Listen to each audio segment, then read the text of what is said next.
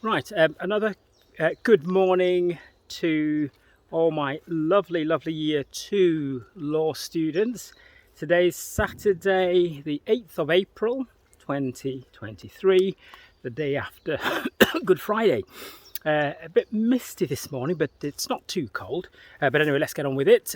Today's topic is based on the Year 1 textbook, the Law Year 1 textbook, and it's on liability in negligence for personal injury and damage. And I think as soon as we talk about negligence, the key thing is to be able to give a basic definition, which is, according to Baron Alderson, in the case of Blyth and Birmingham Waterworks, doing something that a reasonable person wouldn't do, or not doing something that a reasonable person would do. Donahue and Stevenson, a classic case on the principles of negligence, and obviously Caparo and Dickman. 3 points under Donahue and Stevenson, I'm sure you're well aware. Duty of care, breach of duty, causation. 3 points under Caparo and Dickman, again I'm sure you do hopefully remember, and that is for foreseeability of foreseeability of harm, proximity, and the fact that it's just, fair and reasonable to impose a duty of care. I think one thing I did mention to you in lessons, if you remember, is that in most questions you get in the exams, a duty of care may already be established. So if it's a pedestrian and a motorist knocks over a pedestrian, the duty of care already exists. So in that case, if it's not a novel case, a new case that hasn't been dealt with before, then you go straight to Robinson and Chief Constable of West Yorkshire 2018 and clearly state that the duty already exists. There's no need to prove that. And then you move on to proving that that duty has been breached, so all the cases that go with that, and then also proving that the breach caused harm. When it comes to proving breach of duty, you do have to remember the objective test. Remember the case of Bollum and friend Barnett. Would a reasonable person behave like the defendant did? So have a look at Bollum and identify all those issues. Don't forget Nettleship and Weston. The standard is, was quite high in that case. Mullins and Richards, very different, to do with a child who accidentally injured another child. So do bear all that in mind when you're demonstrating whether there has actually been a breach of duty. The next point to remember also is risk factors. So remember risk factors, Paris, excuse me, Paris and Stepney Borough Council, you've got a very high risk case there, so the duty is higher.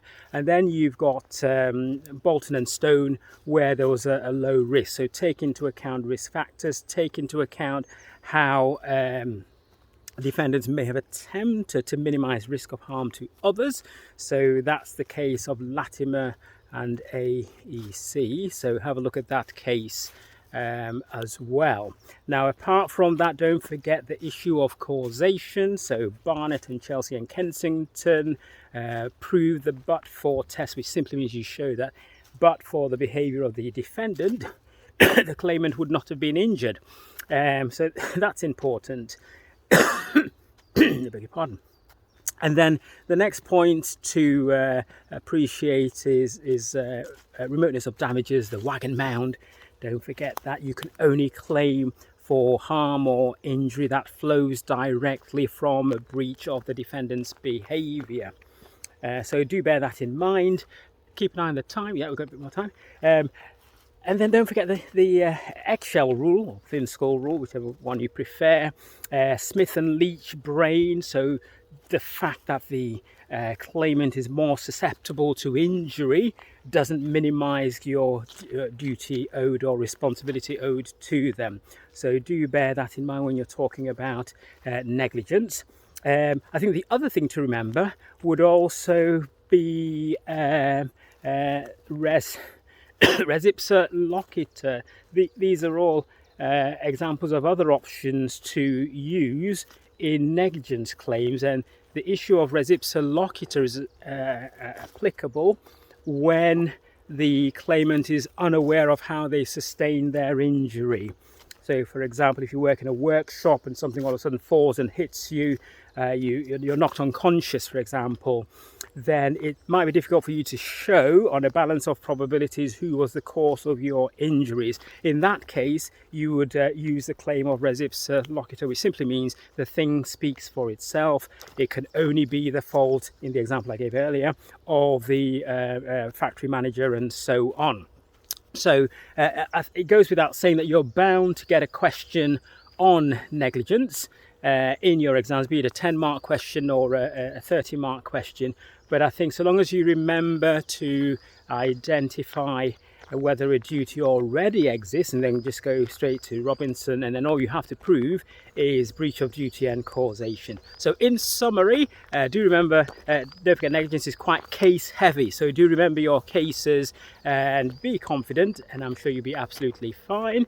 Right, okay, I'm going to wrap things up now because we've gone 5 minutes now. So don't forget to enjoy the rest of your holiday, but get some revision in as well, and all being well, I shall see you on Easter Sunday if I can wake up this early, and we'll go through another topic. But good morning and enjoy yourself. See you later. Bye.